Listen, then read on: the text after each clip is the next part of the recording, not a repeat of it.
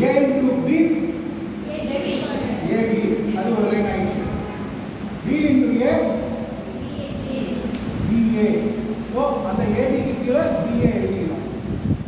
B into B B square. இப்போ order of equation எப்படி பண்ணுவீங்க?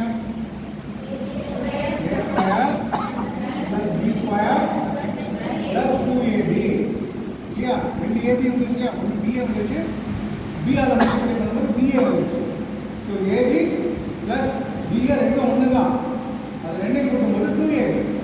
So this is the way you should communicate. நாளைக்கு ஒரு maths டீச்சராக வந்தீங்கன்னாலும் இந்த பேசிக் லெவலில் போய் நீங்கள் சொல்லி கொடுத்தீங்கன்னா உங்கள் ஸ்டூடெண்ட்ஸுக்கு எல்லாம் ஈஸியாக புரியும்.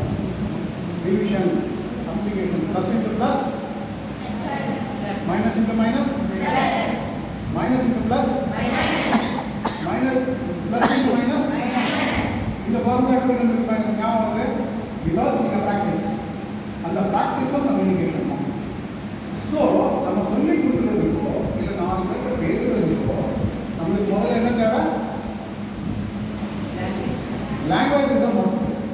ஸோ லாங்குவேஜ் வந்து நம்ம கமாண்ட் பண்ணணும். அப்போ கமாண்ட் பண்ணணும்னா என்ன? நான் சொன்ன மாதிரி காலையில் 4 மணிக்கு எழுந்திருக்கு ஒரு நியூஸ் பேப்பரை எடுத்து கையில் வச்சுட்டு ஒரு 5 நிமிஷம் எடிட்டோரியல் காலம்னு இருக்கும். அந்த எடிட்டோரியல் காலமை இங்கிலீஷில் கரெக்டாக பண்ணி இதே மாதிரி தமிழ் நியூஸ் பேப்பர்லையும் அந்த ஒரு காலம் ஆத்தர் போட்டு ஆத்தர் நேம் போட்டு தமிழ் நேம் படிக்கணும். அவங்க எப்படிங்க சில சமயம் பாலிட்டிக்ஸை பற்றி எழுதுவாங்க, சில சமயம் பிஸ்னஸை பற்றி பேசுவாங்க, சில சமயம் நமக்கு நடக்கிற தீமைகளை பற்றியோ இல்லை நன்மைகளை பற்றியோ பேசுவாங்க. அதெல்லாம் நீங்கள் வந்து கிரகிச்சுக்கிட்டு அதெல்லாம் நம்ம உள்ளே வாங்கிக்கிட்டு அந்த நாலேஜ் நம்மளுக்கு என்றைக்குமே மாறாது. ஏன்னா உங்கள் சப்ஜெக்டை விட்டு வேறு சப்ஜெக்டை படிக்கிறீங்க. அப்போ அதெல்லாம் வந்துச்சுன்னா உங்களுக்கு ஜெனரல் நாலேஜ் இன்க்ரீஸ் ஆகிடும். அப்போது நம்ம ஒரு மேடை வச்சுட்டு நம்மளுக்கு ஒரு சான்ஸ் கிடைக்குது.